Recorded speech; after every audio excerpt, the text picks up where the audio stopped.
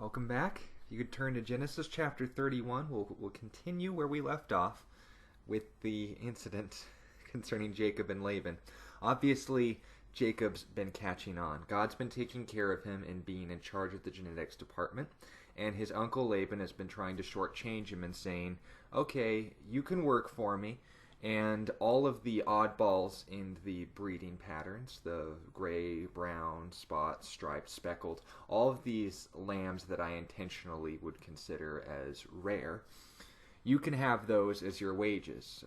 And whatever the lambs and the goats tend to have as offspring, we'll just consider the luck of the genetic dice to be the role in whose favor. Laban obviously taking the one that was in the majority and leaving Jacob to the minority, and it ended up backfiring on Laban because Jacob served a God who was in charge of the genetics department and was able to cheat the cheater after cheating a lot of cheaterception going on here. But it eventually had gotten so bad that Laban's flocks had become all but nothing because of him trying to change his wages over and over again. You know, all the babies are now striped and speckled, and it's like, I set his wages for that.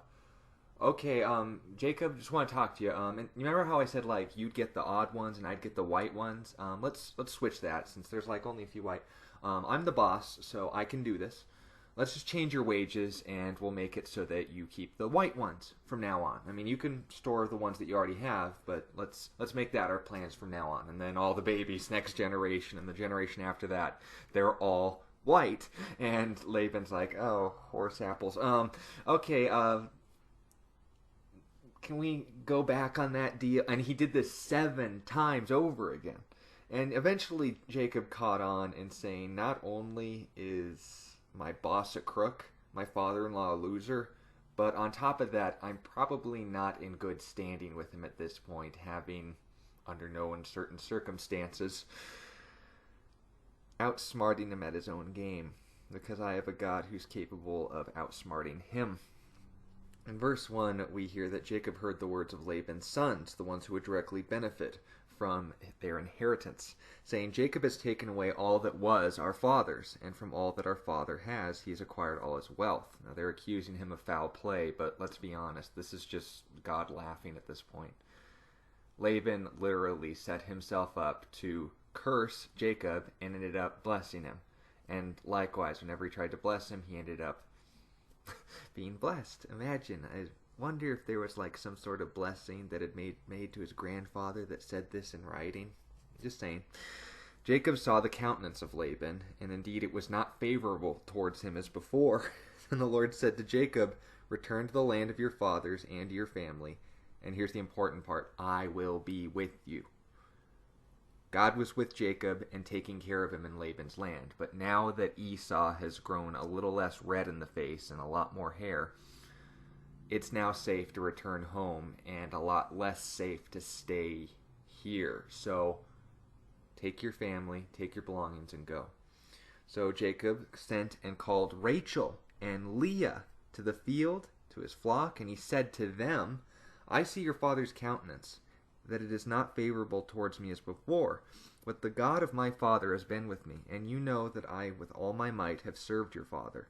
Yet your father has deceived me and changed my wages 10 times. I'm sorry, that's even better. But God did not allow him to hurt me.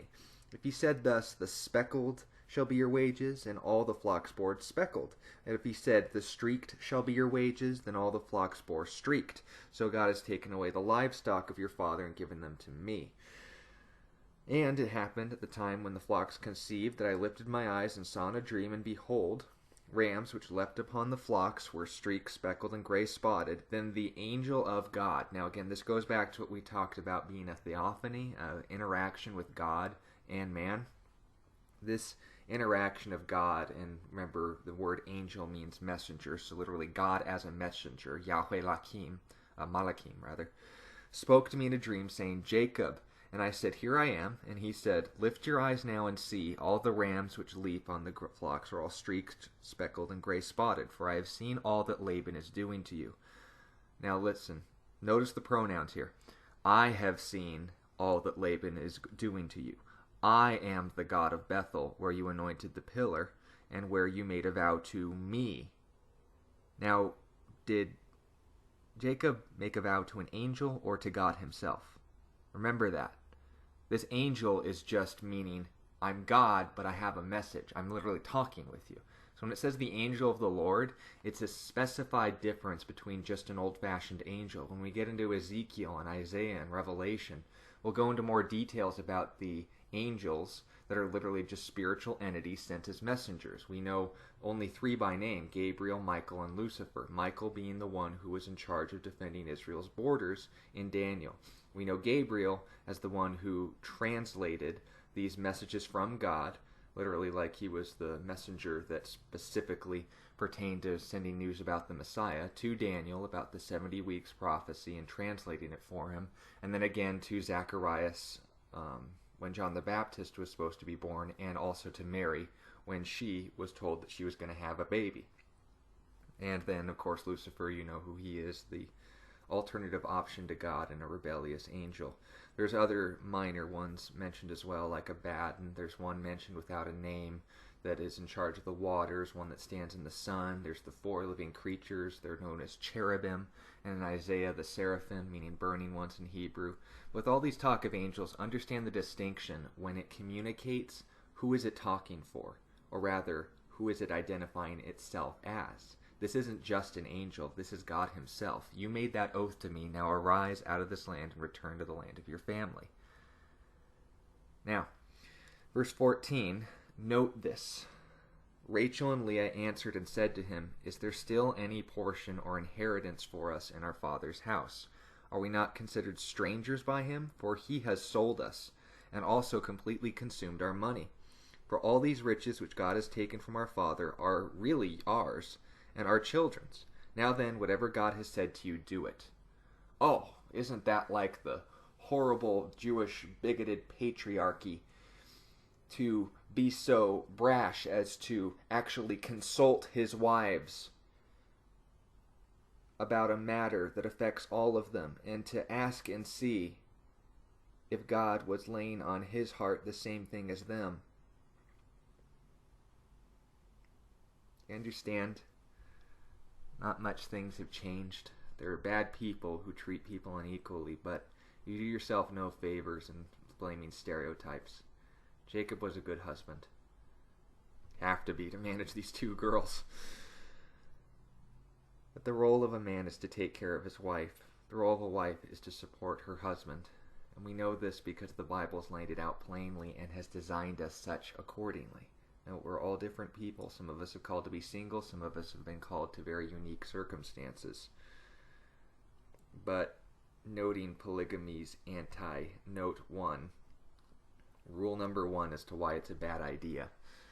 It's hard enough to please one woman, let alone this low blow that the girls are both pointing out and saying, well, it was bad enough that our father just considered us property and handed us off to you. I mean, it's one thing for us to actually have the dowry with, like we talked about last week, a dowry was what you'd pay as the worth for a daughter, not to say that she was property, but that would essentially be alimony in advance, because if you said divorce 3 times, get out of my tent, get out of my tent, get out of my tent, they were, for all intents and purposes, written and divorced. You didn't even need to have a reason. In the Middle East, they came up with this custom, and saying if the husband's going to be a loser and not make good on the promise that he made to this woman, not going to have the courage to make good on a promise he made to commit to her for a life, she would go home to her father and she would live off of that dowry and alimony until she was either able to find another husband or, hopefully, considering how substantial the dowry was, just to live with him and be taken care of off that money for the rest of her lives. And considering Leah and Rachel were given that 7 years' labor dowry, there was also a considerable amount of money and income off of that. And Laban, being the selfish guy that he was, just totally blew the money on himself. And the girls were essentially saying, look, we have no reason to be here, and after all, you haven't stolen anything from our father. All of that is rightfully yours anyway. We're fully with you and support you on this. And then they decided to go. Positive family, isn't it? Verse 17, essentially what is happening here is they are getting ready to go. And Rachel, well, Craig Groeschel in his book Alter Ego made a very interesting point in that you show me your friends, I'll show you your future. The people who have the most influence on us are the people that we hang out with the most, and no one should be able to shape your heart, character, and personality than definitely your spouse. And knowing that what we could discern from the last chapter quite humorously, Jacob spent a lot more time with Rachel than he did with Leah, so odds are a lot of Jacob had rubbed off on Rachel in this time being. I lost my train of thought there. So, knowing Jacob is the little schemer, conniver, and one-up heel catcher that he was, there's a story about a man who just came into his pastor and he just wanted to announce, I want to get married. I met this girl. She's just the most beautiful, wonderful, amazing human being I've ever met in my life. She's got a perfect heart, amazing character. She loves the Lord. And the pastor's like, that's awesome. Well, I'd be more than happy to counsel you and get you guys ready to get married. And then about 3 weeks after they had gotten married, the man comes in again with just this total mindset lock on his face where he's just like, oh, pastor, it was awful. I mean, I thought I was marrying this wonderful woman. I mean, she complains. She doesn't do any work around the house. She's always nagging me. She's just the most boisterous, obnoxious, cruel, mean, ungrateful human being I've ever imagined.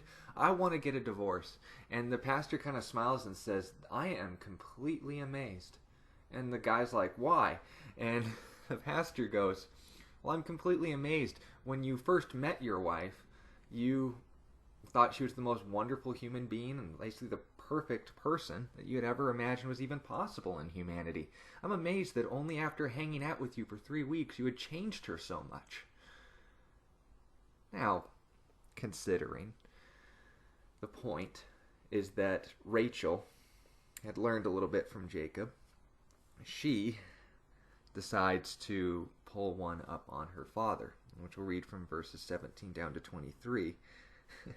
Jacob arose, set his sons and his wives on camels. They got them all in the minivan, and he carried away all his livestock and all his possessions which they had gained, and his acquired livestock which he had gained in Padan Aram, to go to his father Isaac in the land of Canaan.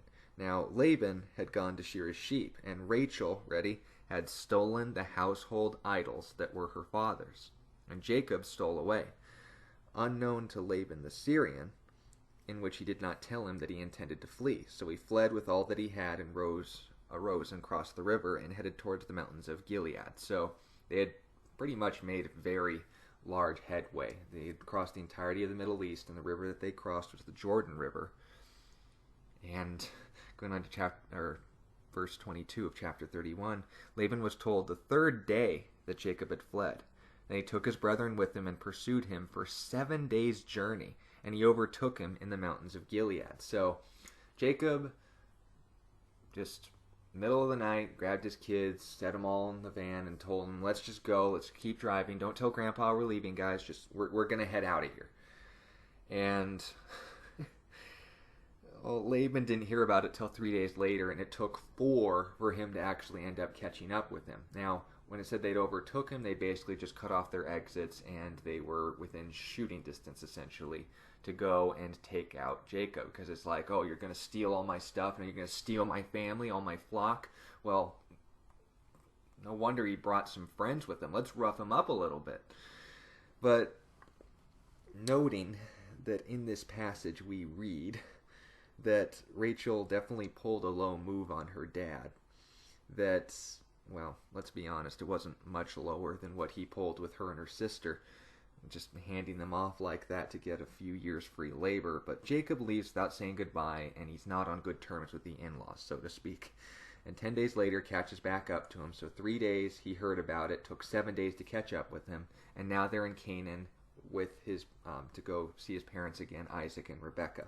Now, Rachel wasn't likely stealing her father's idols to worship them, but because these idols were made of gold and silver, brass, and all these ornate works of art, they would likely be valuable. So that was the reason why she was stealing them. But isn't that sad? You have gods that can be stolen.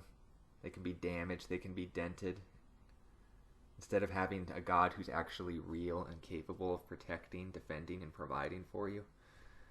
So, he does just that. Verse 24, God had come to Laban the Syrian in a dream by night and said to him, this is fun, be careful that you speak to Jacob neither good nor bad.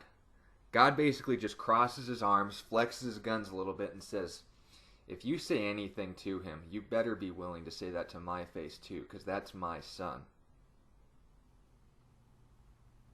Yes, sir. So Laban overtook Jacob, and now Jacob had pitched his tent in the mountains, and Laban with his brethren pitched his tents in the mountain of Gilead. Laban said to Jacob, what have you done that you have stolen away unknown to me, and carried away my daughters like captives away with the sword? Why did you flee away secretly and steal away from me and not tell me? I might have sent you away with joy and songs, with timbrel and harp. Totally blowing smoke out of his mouth. He wanted to kill him. And you did not allow me to kiss my sons and daughters. Now you have done foolishly in so doing. Now, we see his true intentions come out here. It is in my power, 29, to do you harm.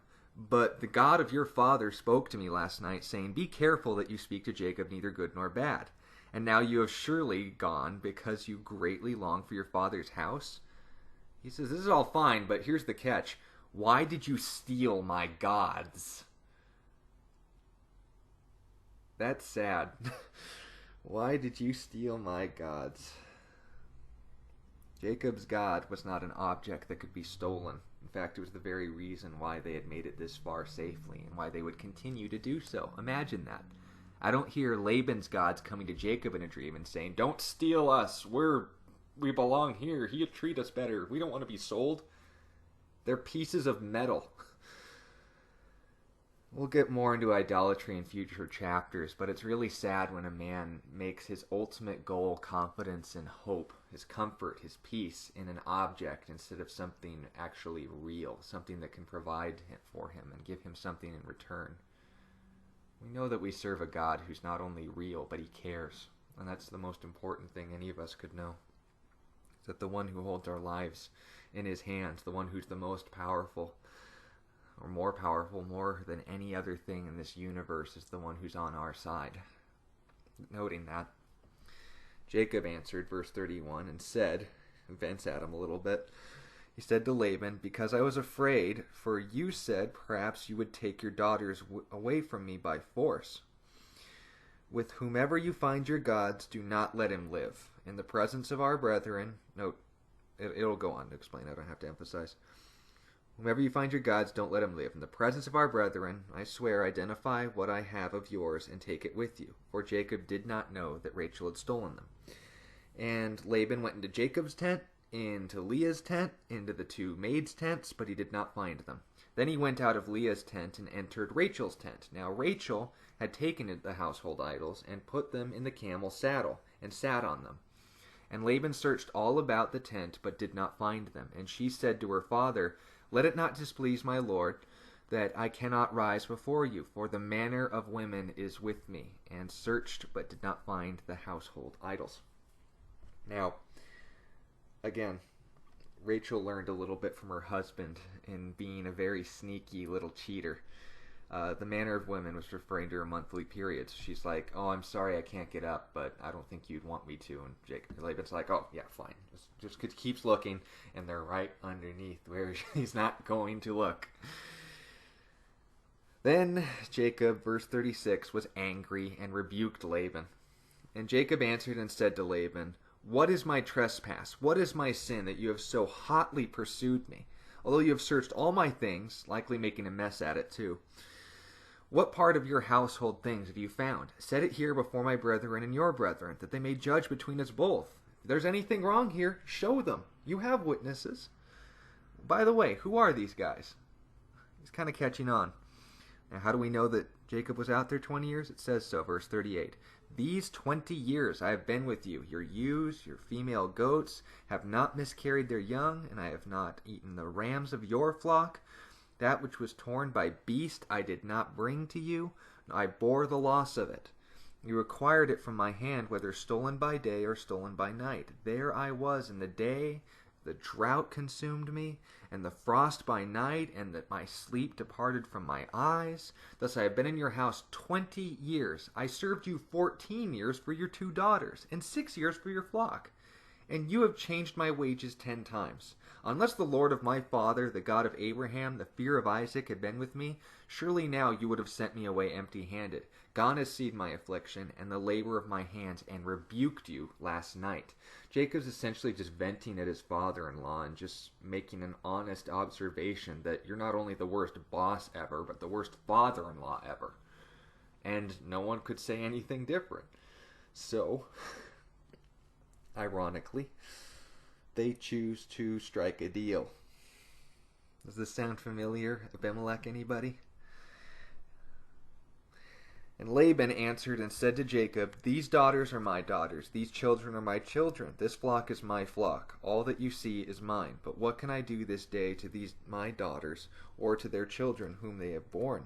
Now therefore come, let us make a covenant, you and I, let it be a witness between you and me. Again, a covenant is a promise, a blood oath, intention and promise that would last more than just their lifetime. So Jacob took a stone and set it up as a pillar. He was good at this. And Jacob said to his brethren, Gather stones. And they took stones, made a heap, and they ate there at the heap. Laban called it Yegar Sahadutha, but Jacob called it Galeed. And Laban said, This heap is a witness between you and me this day. Therefore its name was called Galeed, also Mizpah, because he said, May the Lord watch between you and me when we are absent from one another. If you afflict my daughters, or you take other wives besides my daughters, although no man is with us, see, God is a witness between you and me. Note, Galeed means watch. So essentially this isn't a term of endearment saying, God's got his eye on you, and if you treat my daughters badly, I mean, forget the fact that I'm the one who's been abusing them all these years, and if you look to any other wives than my daughters, even though I'm the one who gave you more than one wife, God's going to be the one to be accountable for you, pal. And for all intents and purposes, every accusation was the 4 fingers that were then pointed back at him. So Laban, essentially, we get a little keener insight into the incident with Abimelech and Isaac, and Abraham as well, in that Abimelech tried to get away with something. He didn't. God provided, and when it all came down to the cards, their character supported them. And note, that's something much better to rest upon, and letting God defend you than having to defend yourself. Because as Chuck Smith said, when I try to defend myself, God lets me. I'm not a good defendant.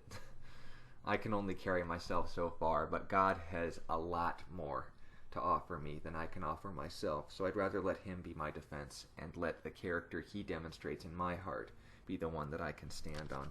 So Laban said to Jacob, This heap here is this pillar, and I have placed it between you and me. This heap is a witness, and this pillar is a witness, and will not pass between this heap and you.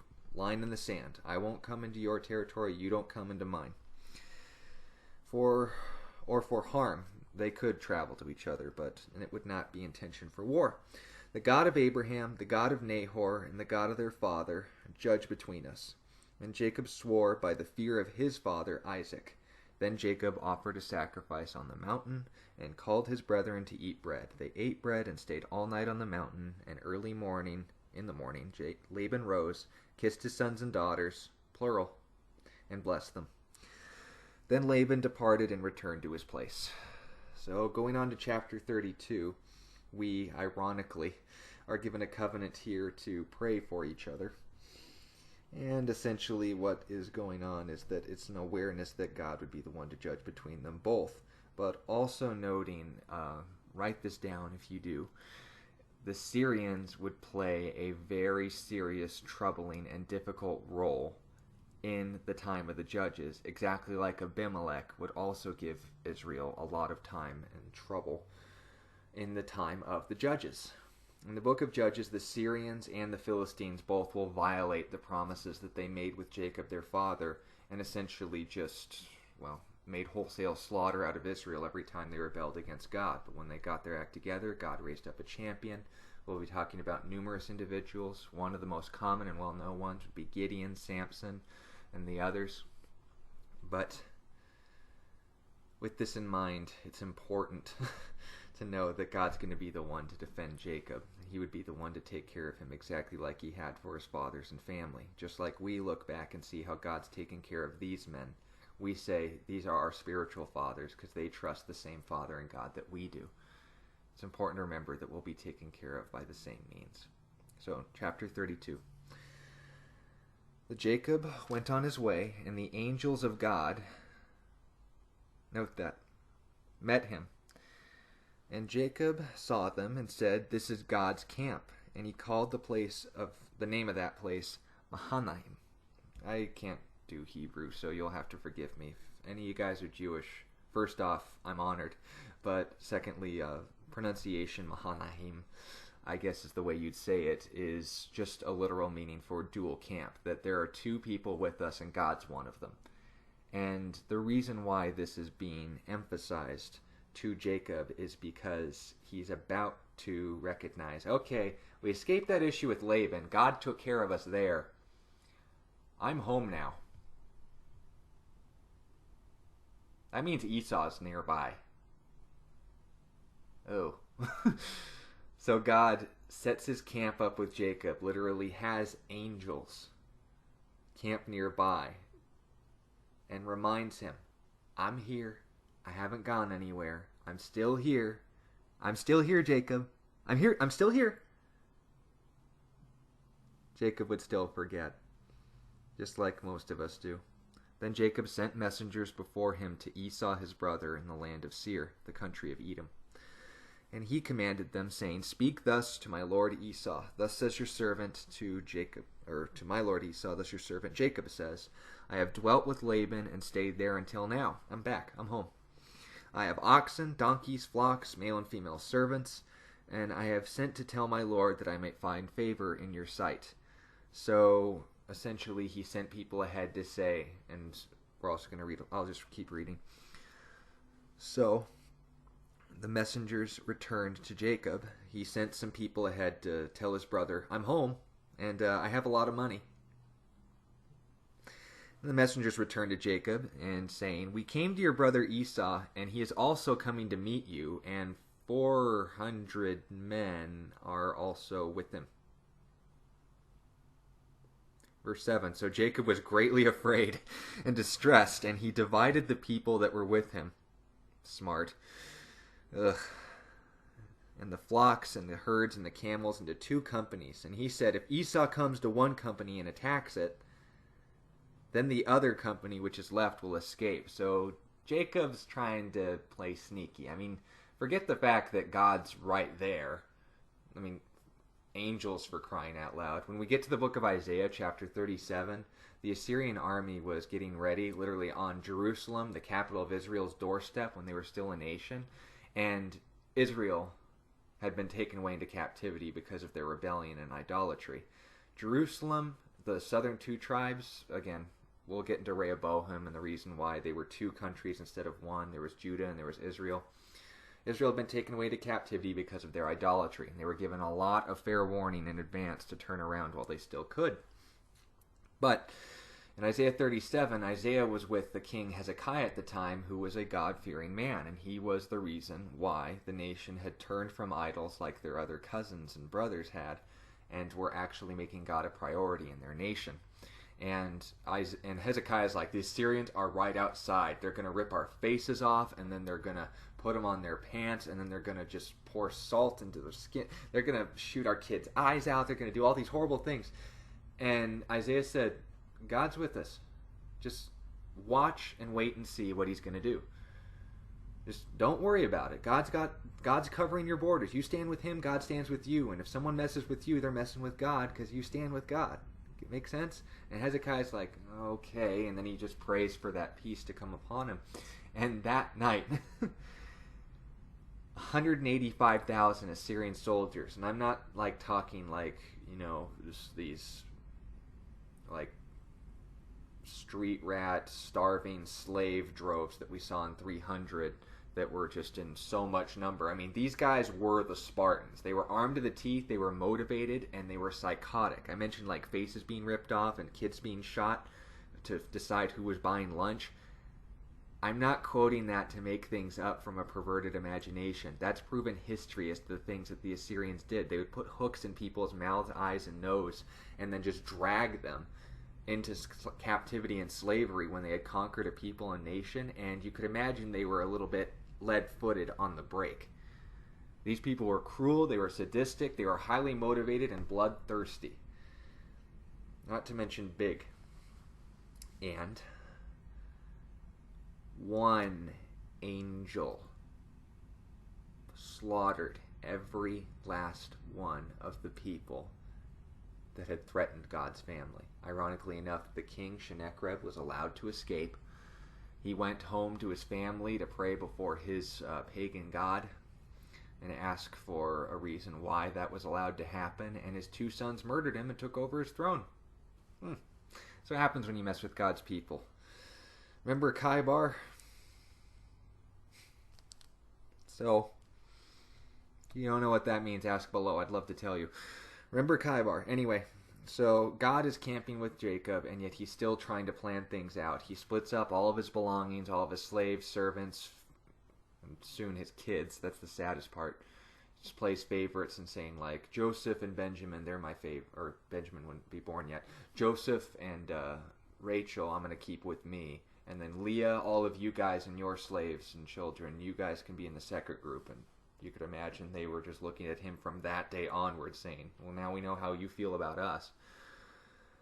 But taking matters into his own hands, he only made things worse. Verse 9. Then Jacob said, now he decides to pray, O God of my father Abraham, God of my father Isaac, the Lord who said to me, return to your country, and with your family I will deal well with you. He's like reminding him, God, remember you said that? I am not worthy of the least of all the mercies and of all the truth which you have shown to your servant. Glad you recognize that. For I crossed over this Jordan, the river, with my staff, and now I have become 2 companies. Deliver me, I pray, from the hand of my brother, from the hand of Esau, for I fear him, lest he come and attack me and the mother with the children. For you said, remember God, I will surely treat you well and make your descendants as the sand of the sea, which cannot be numbered for multitude. Like we're 2 companies, not an ocean. We're gonna live, right? So he lodged there that same night, and took what came to his hand as a present for Esau his brother, 200 female goats, 20 male goats, 200 ewes, 20 rams, 30 milk camels with their colts, 40 cows, 10 bulls, 20 female, so on and so forth. He delivered them to the hand of his servants, every drove by itself, and said to the servants, note, he was able to do multiple of these, so you could imagine how much he had.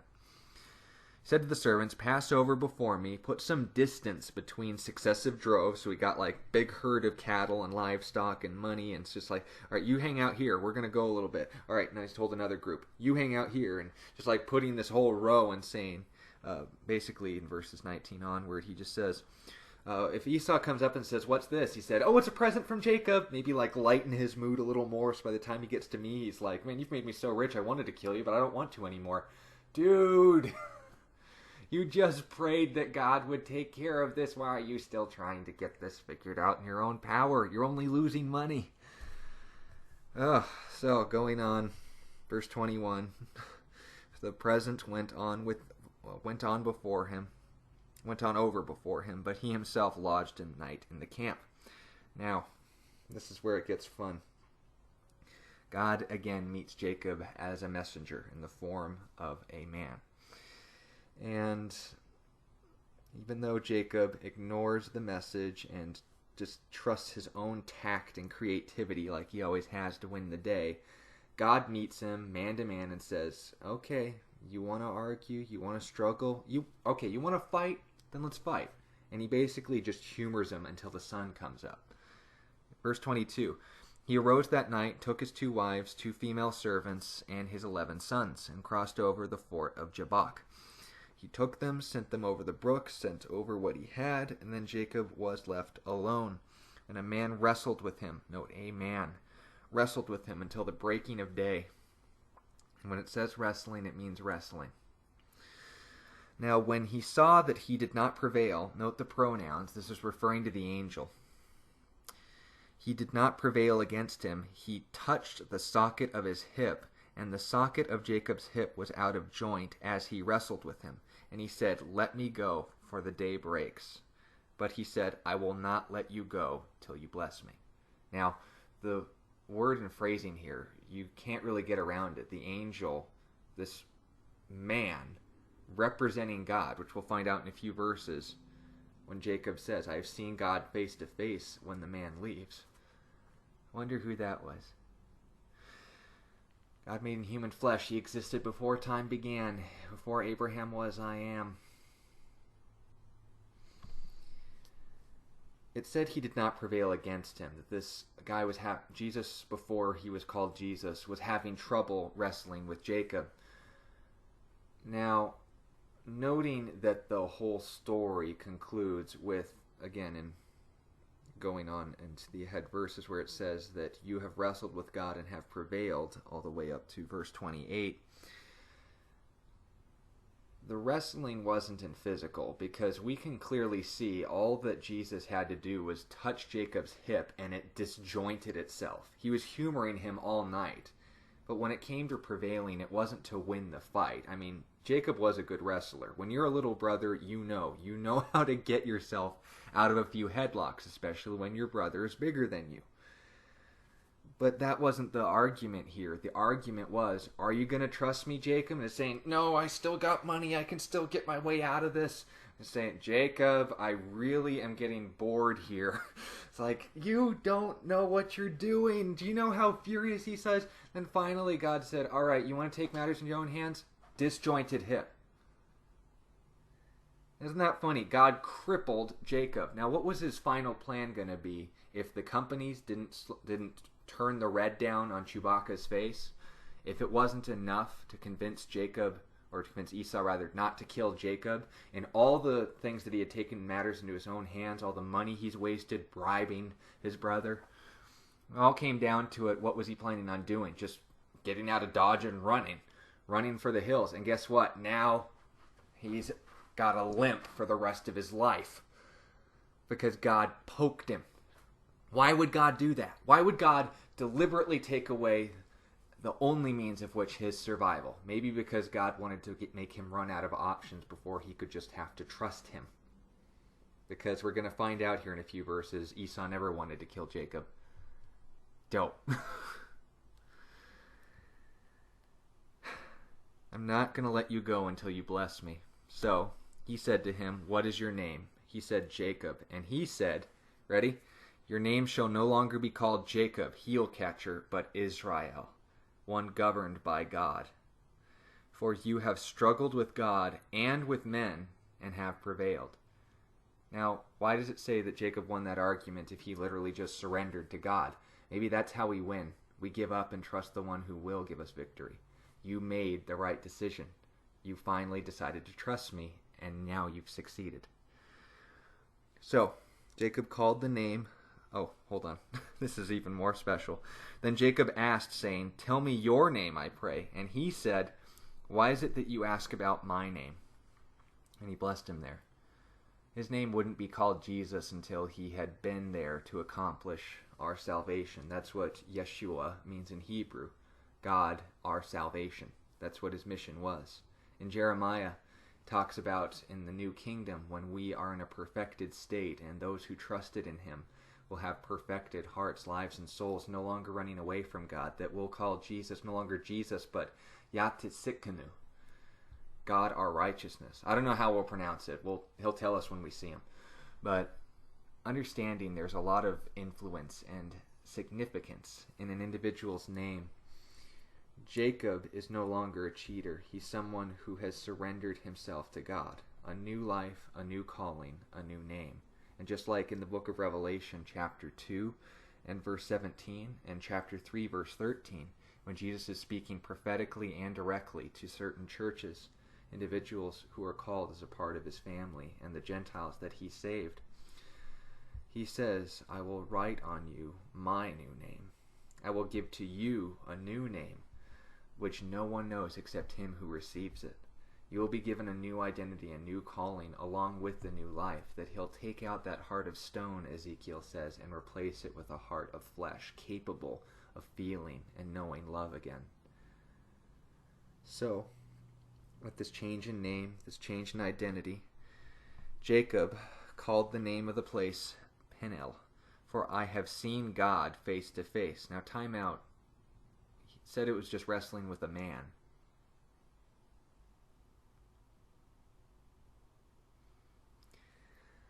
And my life is preserved. Just as he crossed over Penuel, the sun rose on him, and he limped on his hip. Therefore, to this day, the children of Israel do not eat the muscle that shrank, because it is on the hip socket, because he touched the socket of Jacob's hip in the muscle that shrank. Just explanation for a custom. And in chapter 33, and essentially the conclusion to all of this drama, Jacob lifted his eyes and looked, and there Esau was coming, and with him were 400 men. So he divided the children among Leah, Rachel, and the two maidservants, and he put the maidservants and their children in front, and Leah and her children behind, and Rachel and Joseph last. Note for me, as well as for yourselves, throughout this book, note, God calls him Israel, but still sometimes he acts like Jacob. It's true for us too, but note, it doesn't change our relationship. When we go to heaven, we'll only be Israel. But while Jacob is still making these huge mistakes, it refers to him as Jacob. But when he makes a right move, it calls him Israel, because he's behaving like the new person he was made to be. So, then he crossed over before them, bowed himself to the ground 7 times until he came near his brother. Just prostrating himself, panicking, like pretending to be like, oh, my leg, hold on, I got it. Oh, God, please help me. So, oh, okay, here, let me take a break here. God, don't let me die. This happened over and over until, ready? Esau ran to meet him and embraced him and fell on his neck and kissed him, and they wept. And he lifted his eyes and saw the women and children and said, who are these with you? I didn't meet these kids before, and my Jacob, you did well for yourself. More than one girl, too. I see where you're coming from. Oh, he said, the children whom God has graciously given your servant. Then the maidservants came near, they and their children, and bowed down, and Leah also came near with her children, and they bowed down. Afterward Joseph and Rachel came near, and they bowed down. Then Esau said, what do you mean by all this company which I met? What was with all of the crowds that said they were giving me gifts? And he said, these are to find favor in the sight of my Lord. And he's just kissing up at this point. But Esau said, I have enough. My brother, keep what you have for yourself. And Jacob said, oh, no, please. If I have found favor in your sight, then receive it as my present from my hand. And as much as I have seen your face, and though I have seen the face of God, and you were pleased with me. Please take my blessing and what is brought with you, because God has dwelt graciously with me, because I have enough. Isn't that funny? God kept his promise to Esau too. He prospered him. He blessed him. We'll talk about that more in the verses ahead, or next study. But Jacob said to him, my Lord knows the children are weak. Or Esau said, let's go, I will go before you. So Jacob said, my Lord knows the children are weak. The flocks and herds are nursing her with me. The men should drive hard one day. All the flock will die. Please let my Lord go on ahead before the servant, and he will go on slowly and pace the livestock before me, my children. We are able to endure until I come to my Lord and Seir. And Esau said, now let me leave with you some of the people who are with me. But he said, what need is there? Let me find favor in the sight of my Lord. So Esau returned that day on his way to Seir. But Jacob journeyed to Succoth, built for himself a house, and made booths for his livestock, and therefore the place is called Succoth, which just means booths. But Jacob came safely to the city of Shechem, which is in the land of Canaan, which he came from Padan Aram. He pitched his tent from before the city, and brought the parcel of the land which he had pitched his tent from the children of Hamor, Shechem's father, 100 pieces of money. So outside of this Philistine city, which we're going to talk a little bit about in the next chapter, in the next study, Jacob buys a little plot of land for him and his family, and they settle down there. Now note, where did God say he was supposed to go? He was supposed to go to Bethel, where he made that oath, where he saw that pillar. It would be a little bit farther north. But Jacob stops just a little bit longer. And again, this thing with Jacob and Esau, he's like, oh, he still could be trying to kill me, so you go ahead, I'll watch you where I can see you. Oh, my leg, I'm so weak, and I'm getting older here. You understand, and like, yeah, I'm older than you, but I'm okay. It's like, well, I'm not as big as you. You're a big, strong man. And Esau punches him once. He's like, ow, still sore from last night with this bout with Jesus, but. They go their separate ways. Jacob totally takes a total loss on him not trusting God, and still doesn't trust God enough to continue to go all the way to where he's called him to. But I want to finish in chapter 33 and verse 20, where it says, he erected an altar there and called it El Elohe Israel, which means God, the God of Israel, or God, my God, Israel. Now, this would be the same language and terminology that David would use in Psalm 22 and verse 1, where it says, my God, why have you forsaken me? Why are you so far from helping me? And it goes on to describe in graphic detail the crucifixion of Jesus Christ. And on top of that, it's what Jesus himself quotes when on the cross in the book of Matthew and Luke, where he says, Eloi, Eloi, Shabbat Shabachthani, in Arabic, which is translated, my God, why have you forsaken me? Or I was in Hebrew, rather.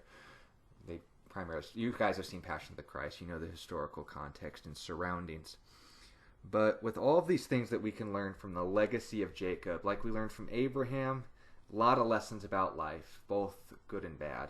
Like we learned from Isaac, God is willing to work with even the most difficult of individuals. Despite what having you seen and we don't learn from our mistakes, God is still even able to use our mistakes to further bless us and teach us to trust him in the future. But for this we can know a confirmed proof that he who testifies to these things says, I will never leave you and never forsake you. That even if he treated him, Jacob treated God like he was a million miles away, even though he was literally camped next door. Visually, he could see that God was with him and yet didn't trust him. And yet he hadn't abandoned him. He didn't say, well, if you want to treat me like that, then I'll treat you like you want to be. No, God said, don't make the same mistake. That's why he's telling us these things. That's why he's showing us Jacob's blunders as much as his benefits. And saying, you know what? He was right when he trusted me, even though most of the time he didn't. So understand, next week we're going to get into some of the biggest mistakes Jacob would ever make, noting the consequences of disobedience. That him stopping short of going to Bethel and settling down in Shechem actually ended up costing one of his daughters their purity and an entire city their lives, as well as his own reputation in the country as a terrorist. We're going to see things that God is honestly pointing out as the cost of disobedience, but understand today that regardless of how Jacob treated God, God was still there. God was still taking care of him and gave him a new calling even when he hadn't learned a thing from it. So understand the same is true. It's not what you do for God, it's what God has done for you. It's not what you call yourself, it's what God decides to call you when you finally just give up and decide to trust him. Thank you for your time listening to this study. If you have more questions about the things that we've discussed in the study, leave them in the comments below. If you want to know more about that, remember Kaivar phrase. I'd be more than happy to talk to you about it. If you want to encourage the ministry, leave a like and subscribe. It's a great encouragement, but most importantly, if you know someone who perhaps claims to know the Bible but hasn't heard these passages, having trouble doubting God, and, well, quite frankly, needs to know that they're in good company, please share this study with anyone you feel would be blessed by it, and remind them that God will never leave us, even when we think that he already has. Thank you for your time and listening to this study, and remember, Jesus loves you.